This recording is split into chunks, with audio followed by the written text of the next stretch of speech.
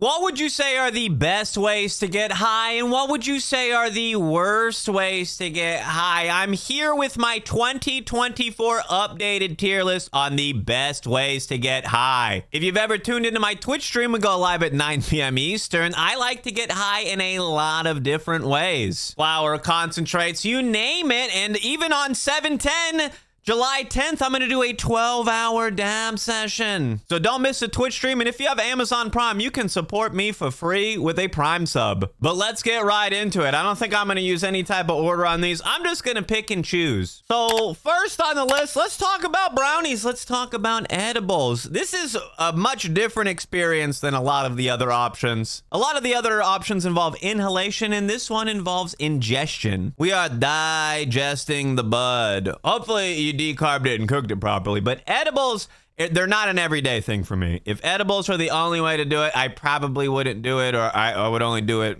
every weekend or a couple times a month. It takes too long for it to kick in, and the experience isn't as easy to gauge. You can take the same dose 10 times, but you're not going to feel the same way 10 times. So while there's a special place in my heart for the eddies, I don't think that they're my favorite way to do it, but because it's such a unique experience, because you can get high all day, I am going to put it at A tier. It doesn't make S tier just because it's not as easy to do regularly as some of the other options. But you can get intergalactically high off some brownies. Now let's do a couple of these ingestion ones here. How about drinkables? We're not chewing it, we're drinking it. I like drinks. I wish I had more options here in Florida. I think Colorado had a lot of decent options, but I've only seen like some powders and stuff here, and the dose is not really crazy, so it doesn't end up being my favorite because I can't get a good dose. But if I could, I know that I like drinks. I like drinks more than edibles, so I'm gonna put it right here, right above. Not quite S tier for me. I think mostly I don't have access to the stuff that's S tier. I know it exists, but A tier is a pretty good rating for the drinkables. Now another way to do it without having to inhale anything is taking a capsule. You can get activated capsules. They got all kinds of different ways of doing it. I think RSO capsules are probably my #1 preferred way to do it, but just like regular high THC capsules, they're okay. Some of these activated distillate capsules, like they give you like a decent high, but it's kind of boring. It's hard to explain, but just a bunch of distillate is not the best, especially if you're doing it edible capsule form. You would rather have a full spectrum extract like an RSO. So I'm gonna put RSO at S tier, and I'm gonna put the regular capsules. It's kind of in the same range of these other ones. You can get like a really good, super high experience, harder to gauge, and harder to recreate multiple times over and over again. Okay, next on the list, another one you don't have to inhale, but tinctures. Little sublingual, put it under your tongue, wait for it to kick in. You just say F it and drink the whole bottle. I actually like tinctures, but in my experience, because you gotta be able to get it in the dropper, it's not as potent as something like a capsule or an RSO syringe here. So you're gonna be doing dropper after dropper after dropper. For me, it's not the best, but anybody that gets their wisdom teeth taken out, this is the first thing I say, like, hang on. Do some drops. You don't even have to chew it. Same with a capsule. You don't even have to chew it. But I think tinctures have their place for sure. It's just it's the old lady way to do it. It's not my favorite. No offense to the old ladies either. I'm just saying, like, you got arthritis or something, you can't really, just drop it under your tongue. Don't worry about it. Next on the list, let's do carts here. Let's assume we got a nice little 510. I don't know. Most carts have distillate in them with added terps. Maybe it's a resin or a rosin cart.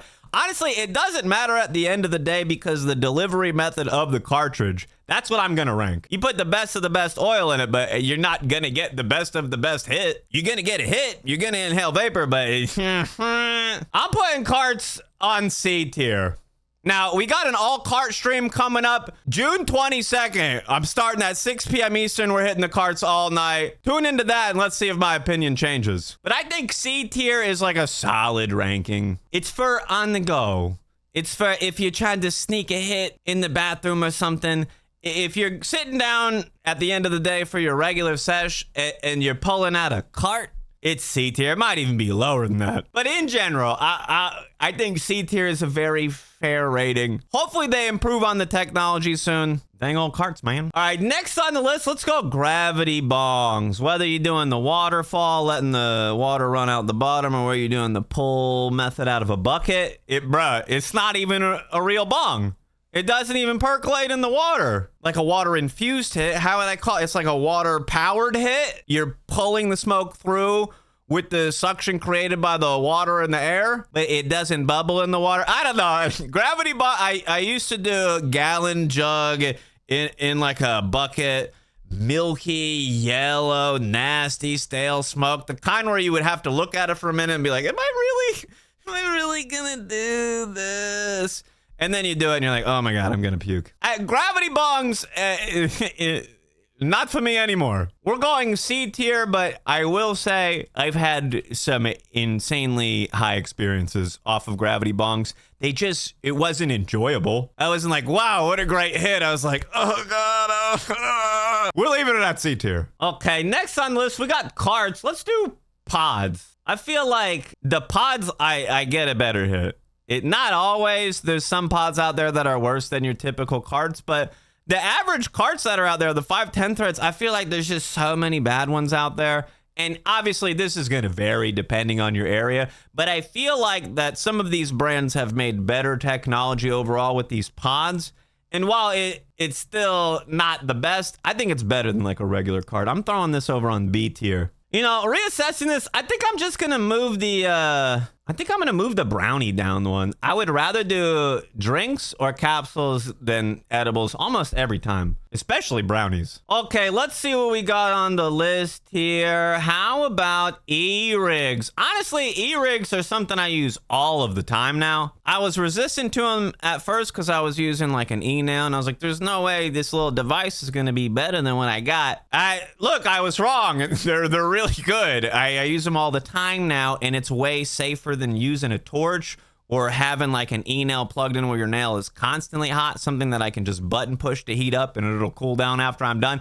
E-rigs, they're way safer, and nowadays you can get really good hits off of them that rival what you're gonna get off of a quartz banger or off of some e-nail devices. So e-rig, if you got a good one, S tier, top of the list. I will say I do have an e-rig tier list. I think I'm gonna do an updated e-rig tier list. There's really only a few that I would consider S tier. Honestly, like 80% of e-rigs might hit C tier or below because they're so bad. So don't just think I mean any old e-rig. This is for like, I don't know, like a Peak Pro or even a Core. The cars are pretty good, but they're not as consistent and the battery's not as good. But if we're just judging the hits, you can get S tier hits. But there's so many bad brands out there, so not every e-rig is gonna make this category. So e-rig, I was using an e-nail before an e-rig for quite a while, and I thought it was the end-all be-all. But now I think that the coil technology does much better for flour than concentrate, now that we've seen some of these new devices in the last few years. But still, you can get a dialed in temperature. You can turn the coil off when you start to hit so that you're not constantly applying heat. Some bangers, you can remove the coil because you really don't want the effect that you get from some e-nails. Like you put a big old glob on there, it's going to cool the nail down and the coil's going to be like, wait, I'm not as hot as I think, and it's going to start applying more heat. It can give you good hits, but like, at the end of the day, I think it's just way easier to use an e-rig. They're way easier to manage, and you have that level of portability. So we're going to throw these guys over at A tier. It's still pretty good. I know there's different levels to it. Not every e-nail is going to be the same. There's some higher end ones, lower end ones. But on average, I would say the technology on an e-nail, all of the different competitors, is going to be closer in performance than e-rigs. E-rigs, you can get so many different experiences with all these different devices. Some of them are terribly bad. All right, what do we got on here next? Dry pipe, bubbler, water pipe. Let's do these three. So dry pipe, bro, I don't want it. I don't want it. D for dry pipe, right? D for dry pipe. Bruh, the thing that I like about dry pipes, I swear I've seen like the coolest art. The piece is simple. You need 2 or 3 holes, basically. You need an airway and then a carb hole. The design typically for the function is the simplest, so you can focus more on the art. I've seen like the coolest pieces in dry pipe form. But like the hit, bro, I don't want to do it. chillums, one hitters, D tier. I don't want it. Okay, bubbler. Bubblers are like they're so close to dry pipes. Most of them you're barely getting any bubbles. The water's barely doing the smoke is not making enough contact with the water, in my opinion, for the types of hit that I'm making for it to make a difference. You're just like trapping it's like a built-in ash catcher on your pipe now, and you're not really gonna get the Scooby snacks anymore. You're just gonna dump them into the bubbler. So I feel like a bubbler does save you from accidentally pulling hot ash through, but like the percolation on it is pitiful. There's nicer ones out there, but on average, you go into any shop and you just grab a one-piece bubbler. Maybe D, maybe C tier. It's definitely better than the dry pipe, but like, is it? Like, repacking bubblers is not fun. One hit, the water's already gray. 2-3 hits, the water is this color. And then repacking a bubbler is awkward. Like, at least a dry pipe, you could sit there and knock the bowl out. You're not doing that with the bubbler. So just way more ash stays in your bowl when you're done. There's removable screens and different things you can use. But, all right, let's get a couple more of these out of the way here. Blunts. Blunts. Blunts. Blunts. Poop. Oh, we're taking the best thing on the planet and we're wrapping it with one of the worst things on the planet?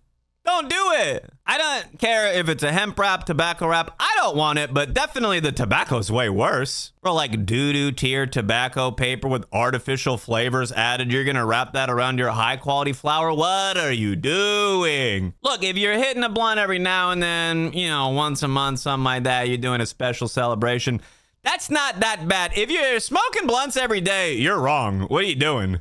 You're hooked on those things, buddy. I bet you can't stop. I honestly have to lump anything that's tobacco related in a similar category. Bruh, spliffs? Bruh, somebody went out of their way to put tobacco in their paper? The paper's not made from tobacco. They're putting it in the paper? Bro, you're putting it in your bowl. You're doing a chop, a mole bowl. Disgusting. Poop tier. All right, we have a few more here to take care of. We got some concentrate options on the list. Let's look at the dab straw here. The nectar collector, the honey straw. I used to use one exclusively. It was one of like my first setups. I got a banger first and I was doing glowies off of it. And then afterwards I got a honey straw. And I feel like it made the glowies easier. So because I was dabbing incorrectly, the fundamentally incorrect dab rig was giving me good hits. But like, no, now that I know and now that I've used a lot of stuff, bruh, I think honey straws, they're so dangerous, bro. It's D tier for dangerous. Your average person that's rocking a honey straw has a bunch of reclaim built up somewhere just above the tip. And the next time they heat it up, that stuff's ready to drip out. Watch out for your thighs if you're wearing your shorts. Okay, here. What else do we got on the list? Let's do just a nice big old glass piece. Whether you're doing combustion, whether you're doing like vape hits, a big old glass piece can give you some nice hits. Obviously, with vapor, there's more airspace, so you're not getting the flavor as quickly. But when you're doing a combustion rip out of a big old glass piece, that additional time for the smoke to cool down, for me, I'm taking way bigger hits as a result. It's S tier for me, and I think it'll always be S tier. Even if I'm using a lighter, I don't like the lighter as much nowadays, but it's S tier. Especially a beaker. We're talking about a beaker here. A little tilt action. All right, next on the list, let's grab another one of these dab options. Let's go with the Cold Star out of a quartz banger here. I am going to say that it's hard to beat. It's not as safe as some of the other options because you're going to need to use a torch.